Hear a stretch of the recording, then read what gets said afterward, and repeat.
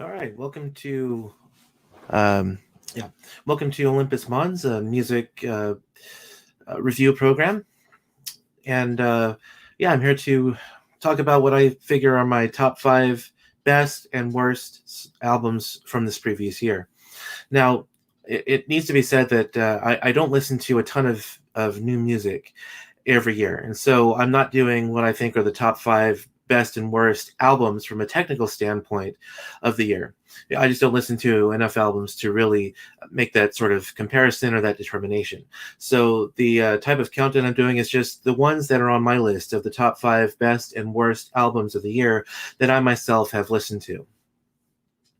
So again, mileage may vary. Of course, people who listen to this are going to probably or most likely disagree with either of the lists, and of course that's fine. If you have a different list, feel free to put those down in the comments. I'd love to see your list, and I would love to possibly check out some more new music.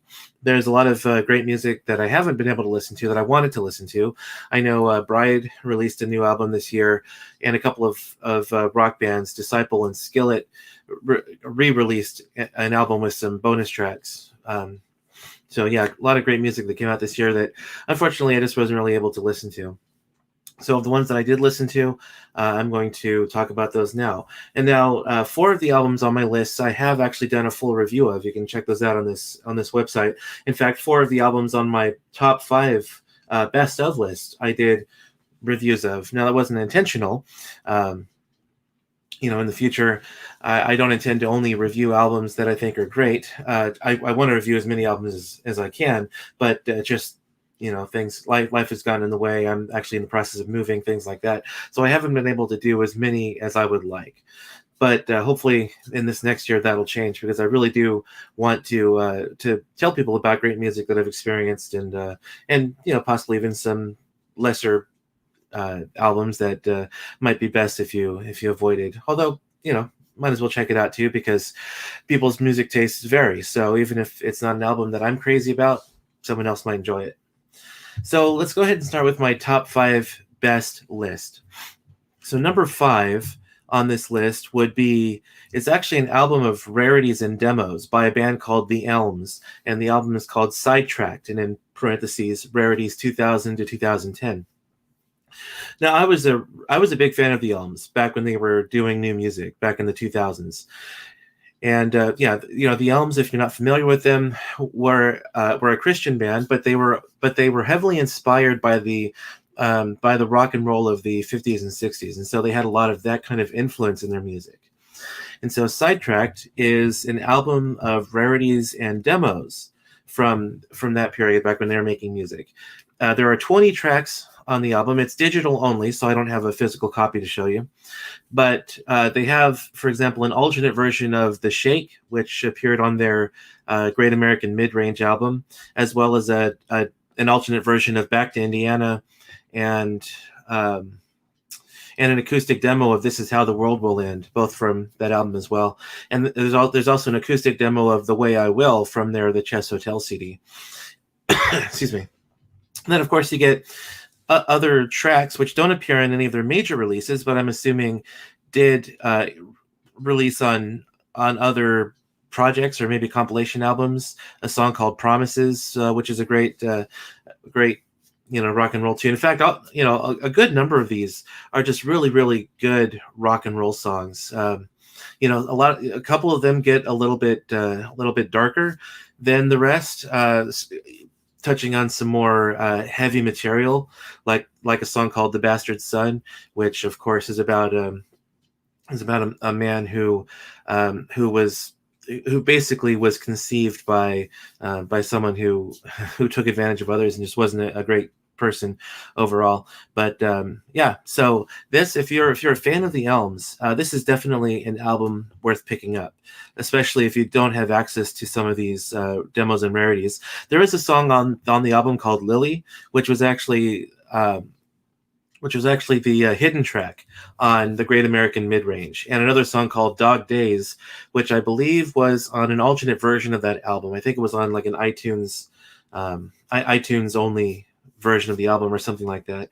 But then the rest of these are songs, various demos and rarities from the band. And just a really, really great collection of music. So number 4 is uh, The Realms of Fire and Death by Ignea. And this is actually my most recent review was by this band.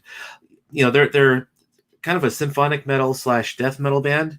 And, I'm not usually into bands that growl or scream the lyrics, but there's enough clean vocals from the vocalist on this album to really appeal to me, and some nice work by the synth player. I'm a keyboardist myself, so good synth music appeals to me as well.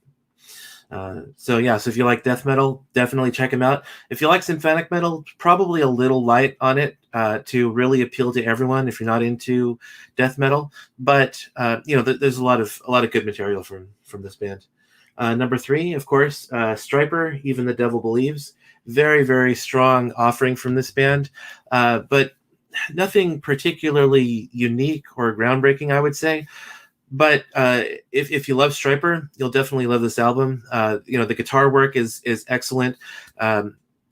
Michael Sweet's vocals are just, still after all this time, he's still able to belt out the Stryper tunes and the iconic high notes that he's known for. And so this is just a really, really good outing from the band. Like I said, not exactly groundbreaking, but definitely if you love Stryper, you'll love the music that they produced in that album. So that's my number 3 choice. My number 2 is the Absence of Presence by Kansas. Now, Kansas is my all-time favorite rock and roll band, even progressive rock band. So I was fully expecting them to be number 1 on my list for this year. But an album that I happened to listen to kind of bumped them from the number 1 spot. And so, The Absence of Presence, again, this is a great Kansas album. Now, of course, there are only 2 remaining members of Kansas, Phil Ehart and Rich Williams, the drummer and guitar player, respectively. But the new vocalist is great. He's no Steve Walsh, but he's still a great vocalist. He has a vocal tone more like John Elefante's than Steve Walsh's, but he's able to handle the material. He is a great singer.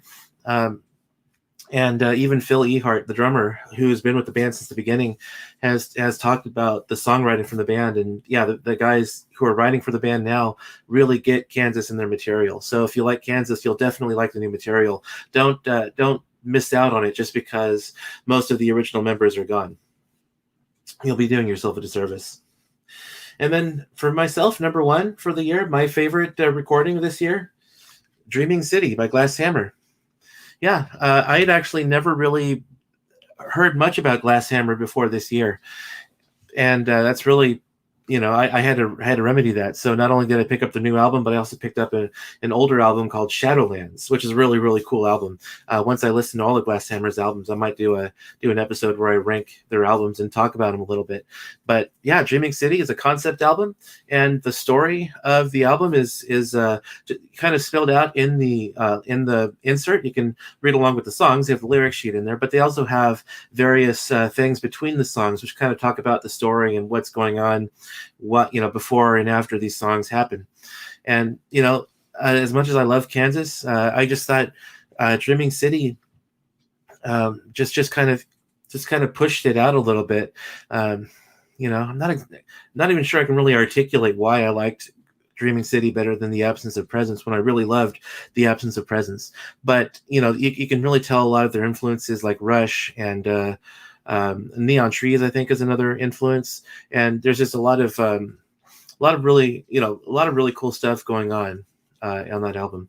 So those are really my top 5 best albums of the year.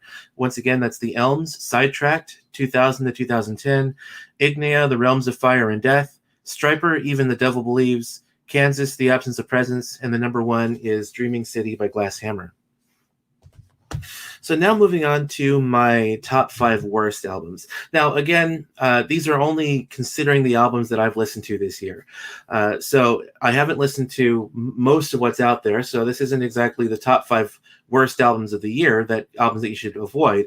In fact, some of the albums on this list, I think, are actually perfectly fine. They're just the ones that were just kind of, the ones that didn't really do anything for me this year. And so there might be people out there who actually think that the albums on my top 5 worst list are actually pretty good. And that's fine. I'd love to hear it if you think so. So let's get to my list. Let's bring it up here. Okay, so number 5 on the list is Patterns in the Static by The Classic Crime. Now, The Classic Crime is not a band that I had heard of before. This is my first time checking them out. And so, the album is perfectly fine. It didn't, nothing really stood out to me as really great or particularly all that memorable from the album. It's a perfectly fine album. It's well produced. Good musicianship from the band on it, but just not a lot to really cause it to stick out to me. There are 12 tracks on the album. I'd say that the songs that really stood out to me the most probably Take the Moment, Patterns in the Static, of course, the title track. Cold, Loud, Dark is a nice kind of loud, heavy tune. And then Before I Woke Up, I thought was a really good song to end the album on. But yeah, there are shades of bands like Imagine Dragons, Death Cab for Cutie, Fall Out Boy. If you like bands like that, you'll probably like The Classic Crime just fine. But indie rock just has never really been much of my thing. And so, while it's a perfectly fine album, it's just, one of the ones that were just kind of lowest on the list for me. Okay, so then the next 2 are actually digital only releases, so I don't have anything here to show. But my number 4 would probably be Covers by Switchfoot. Now, Covers, of course, is an EP that Switchfoot released. It's only available digitally, so you have to get it off iTunes or Amazon Music or wherever you go for that. It's just what it says. It's an album of covers by Switchfoot. They do Swim Good by Frank Ocean, Harmony Hall by Vampire Weekend, Stupid Deep by John Bellion, Lucky Man by The Verve, Lights Up by Harry Styles, and Sick Boy by the Chainsmokers. Now, there's a lot of good, nice work on this. And Switchfoot is a band that I've been into for quite some time, almost since the very beginning. But of course, Lucky Man is not a new cover. They've been doing that cover for a while, and I think you can actually find an older recording of it. So there's that cover on there, and then the other 5 are more original covers from them. And they do a good job with the covers, and these are songs that are not overly done as covers, which is nice. But again, it's just it's just a cover album, which aren't necessarily the best albums to listen to from a band's career. And they did it really because of the quarantine lockdown, so it's not like a full-fledged album that they could do. But this was one that was simple enough for them to record as during the COVID lockdowns. And there's some nice music work on it. Harmony Hall in particular has some really, really tricky sounding acoustic guitar work on it. But it's just not one of their better albums. In fact, Switchfoot, for me, I really like them better for their from their earlier material. I kind of like their material less and less the later they go, and I guess that's because they mature, and so they don't rock out quite as hard as they used to. But incidentally, because of that, I tend to like their music a little bit less and less. They still do quality music, but it's a little more toned down and low key for my taste.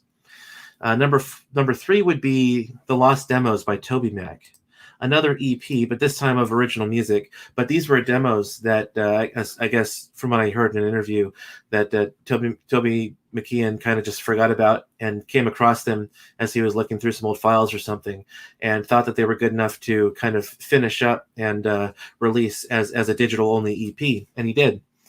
And so, again, it's pretty standard stuff for Toby Mac. I'm not a huge fan of Toby Mac. I loved DC Talk back in the day, but Toby Mac is kind of hit or miss with me. And for the most part, he's just just kind of a standard pop artist, in my opinion. Now, I've seen him live once or twice, and he does a really, really good live show. If you haven't seen Toby Mac live, you definitely should. But The Lost Demos is just kind of for the most part kind of bland. And he has songs on it. Um, let me find the list here. Um, so okay, yeah. So like he has a song called "Love of My Life," which is one of the more upbeat tunes on the album. But "Love of My Life" is kind of the most cliched song title in existence. And then he has a song called "Rich" and a song called "Home." So again, not really much creativity there. Although not bad songs by any stretch of the imagination. I mean, Rich, of course, contains the tagline, "I want to be rich," in which he's not talking about material wealth. He's actually just talking about wanting to be rich in love and friends and, the things that really matter in life, which is good. But again, not exactly very groundbreaking as material for songs. So if you're a Toby Mac fan, you'll like it. It's just more of the same. But if you're not a Toby Mac fan, nothing here is really going to convince you. So the number 2 on my top 5 worst list is "Nothing Is For You" by Tiger Wine. And now I don't have the slipcase that this came in. I just have the album because I've been keeping it in my CD case.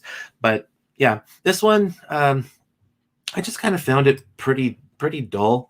It's a nice heavy album. If you're into this kind of music, you'll probably enjoy it. But my main issues with it, it's nice and heavy, but there's not a whole lot of movement with the songs.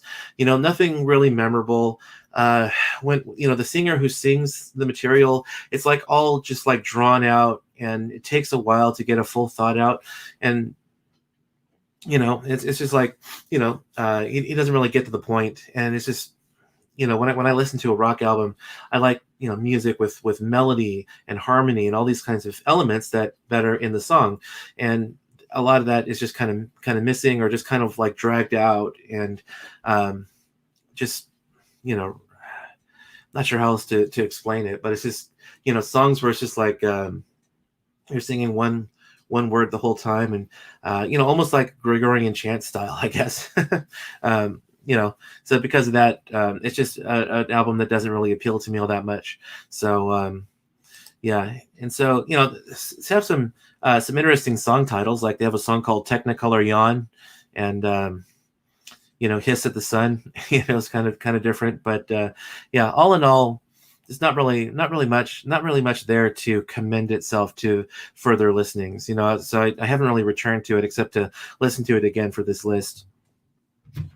And then finally, number 1 on list of my top 5 worst, and this is an album that I would actually consider a bad album, and it pains me to say it, because I am a fan of this artist, but just not this album. This album is the one album I listened to this year that I would probably call bad, and it's Radiotechnica by Kevin Max, or I guess the full title, Radiotechnica: Echoes from the Weirding Module. Now, I've been a fan of Kevin Max. Again, like Toby Mac, he was with DC Talk, and I was a big fan of DC Talk back in the day. And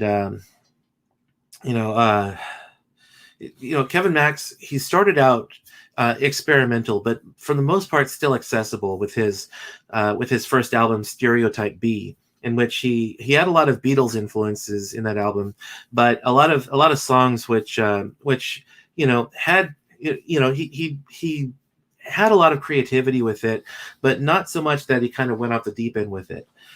Now, and I guess because he likes to experiment so much, he just kind of throws caution to the wind, and if you like it, you like it. If you don't, you don't. And I doubt that's gonna bother him, which is fine. It's his music. If he has an audience for it, that's great. But this album is really more electronic than anything else. There's a lot of spoken word on it. In fact, there's one really interesting track in which he actually hired someone who does the voice of the Joker in a video game to come on and do a monologue on the album. So that was kind of fun. But it's called "Balance is Boring." Oh, featuring Troy Baker, who does the voice of the Joker on a Batman game, I believe. But yeah, the album itself musically is just kind of silly. and just being so electronic. Like I kept expecting a cover of I'm Too Sexy by Right Said Fred to come up on one of these tracks. And lyrically it's just really really pretentious. Like he tends to take a lot more jabs at the right than he does the left, but he gets pretty political on here. And sometimes he talks about like you could vote Democrat, you could vote Republican, but you're all just kind of bowing to the same system, that kind of thing. Which may or may not be true, but he kind of sees himself as over and above everyone else in the kinds of things that he views other people doing politically. And he has a song called Dance Like a Socialist, in which he actually seems to be promoting socialism, which is an idea that is antithetical not just to the American way of life, but also to Christianity as well. But that's of course a discussion for a different show, because if you believe in socialism, then yeah, by all means, I still, you're fine. I don't think anyone of any political persuasion should not be, it's not that I don't want them listening to my program or anything like that, or having discussions with me. That's fine. But yeah, so I don't know. It's just, you really have to listen to it to get the full scope of it. But it's not that I mind them getting political necessarily, because obviously Christian bands get political all the time with things like anti-abortion messages and songs about like the nuclear family, things like that. So if you lean more left than right, then you'll probably get a lot more out of this than I will. I just thought that a lot of times he comes off kind of pretentious in his condemning of certain things that Christians do, like hating the gays, which of course Christians don't hate gays, but it's a lot more complicated than that. So yeah, I just thought lyrically he comes off as very pretentious here, but also musically, I just thought the whole thing was just pretty silly sounding, and really insincere from Kevin Max. Now he also did another album this year, in which he did an album tribute to a classic Christian album, and I haven't had a chance to listen to that one yet. I did listen to a track of it though, and it sounded pretty good. So I would imagine I'd probably like that album a lot better than I did this one. But this one just, yeah, I just don't know what Kevin Max is trying to do with it.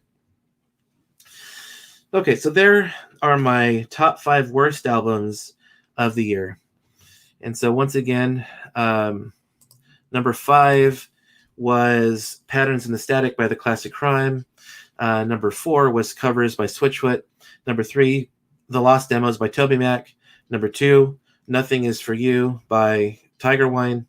And then my number 1 worst album of the year is Radio Technica, Echoes from the Weirding Module by Kevin Max. All right, so that's my top 5 best and worst list of the year. What are yours? Drop them down in the comments below, and I'd love to engage with you more on those. So yeah, coming up in a couple of days, I plan to do a retrospective of 2020 and the albums that I listened to this year. And there's been a pretty wide variety of the types of albums. So I'll go and cover those and do a little brief mini review of the albums I haven't touched on yet. And yeah, so we'll be doing that in a couple of days. Thanks for watching, and we'll see you again.